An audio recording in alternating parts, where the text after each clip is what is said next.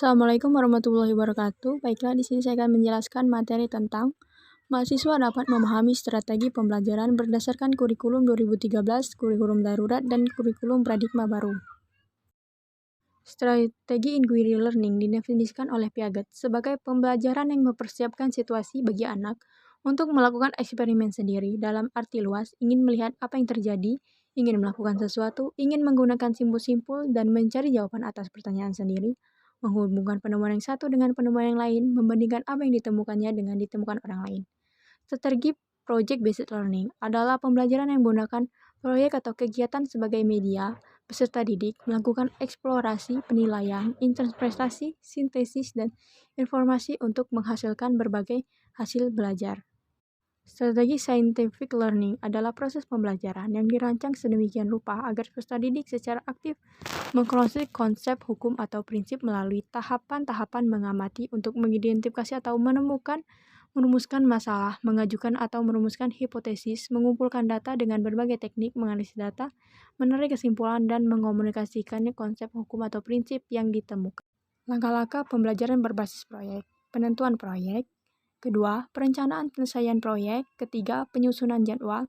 Keenam, evaluasi proses dan hasil proyek. Kelima, penyusunan laporan dan presentasi. Keempat, penyelesaian dengan fasilitas dan monitoring guru. Langkah-langkah model pembelajaran inquiry. Pertama, orientasi masalah. Kedua, merumuskan pertanyaan. Ketiga, mengajukan hipotesis. Kelima, mengumpulkan informasi. Keenam, menguji hipotesis. Ketujuh, menyimpulkan. Proses aplikasi discovery learning. Pertama, simulation, simulasi atau pemberian langsung. Kedua, problem statement, pernyataan atau identifikasi masalah. Ketiga, data collection atau pengumpulan data. Keempat, data processing atau pengolahan data. Kelima, verification, pembuktian. Keenam, generalization, menarik kesimpulan atau generalisasi. Langkah-langkah pendekatan saintifik, observasi, mengamati, questioning, menanya, excitation, menalar, experimenting, mencoba, networking, membentuk jaringan. Kurikulum darurat atau learning method.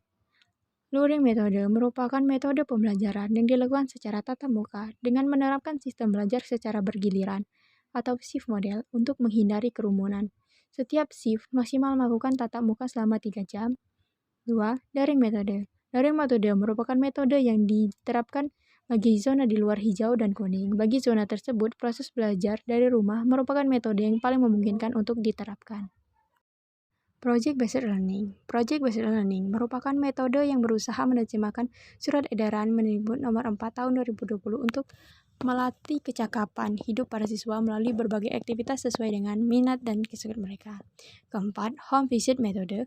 Home visit metode merupakan metode pembelajaran di mana mengajar melakukan kunjungan ke rumah siswa pada waktu tertentu.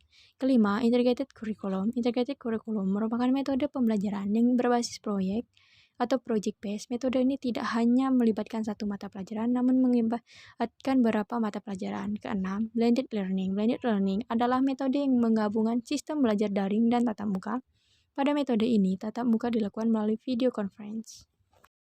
Kurikulum paradigma baru, inklusif, mempertimbangkan tingkat perkembangan dan kebutuhan setiap peserta didik, berarti tidak ada satupun anak yang tertinggal, menanamkan growth mindset setiap peserta didik memiliki growth mindset yang kuat dan terus berupaya untuk menguasai apa yang sedang dipelajari, bukan sekedar mendapatkan nilai yang baik. Mendorong kemampuan pelajar mengelola pembelajaran secara mandiri, self-directed. Guru menerapkan berbagai strategi pengajaran yang bisa melibatkan semua siswa untuk aktif dalam pembelajaran. Adanya self atau peer assessment. Guru perlu memberitahu sejak awal apa yang diharapkan dari para peserta didik beserta pencapaian belajar seperti apa yang diharapkan ketika mereka mempelajari suatu bahan pelajaran. Peserta didik merupakan ownership atau kepemilikan terhadap proses belajar dan guru sebagai pendorong dan fasilitator. Peserta didik merasakan manfaat yang besar ketika guru bertindak sebagai fasilitator yang membuat proses pembelajaran menjadi mudah. Pembelajaran berorientasi pada masa depan yang berkelanjutan. Pembelajaran yang mendorong peserta didik untuk mengeksplorasi isu dan kebutuhan masa depan. Kegiatan belajar mendukung perkembangan kognitif dan karakter peserta didik secara berkelanjutan dan holistik. Keseimbangan antara kognitif dan non-kognitif. kompetensi, dan karakter pembelajaran yang baik, tidak terus-menerus berfokus pada perkembangan kognitif peserta didik. Pembelajaran yang relevan yaitu pembelajaran yang dirancang sesuai dengan konteks kehidupan, menghargai budaya peserta didik, serta melibatkan orang tua dan komunitas sebagai mitra. Baiklah, itu saja penyampaian materi dari saya. Wassalamualaikum warahmatullahi wabarakatuh.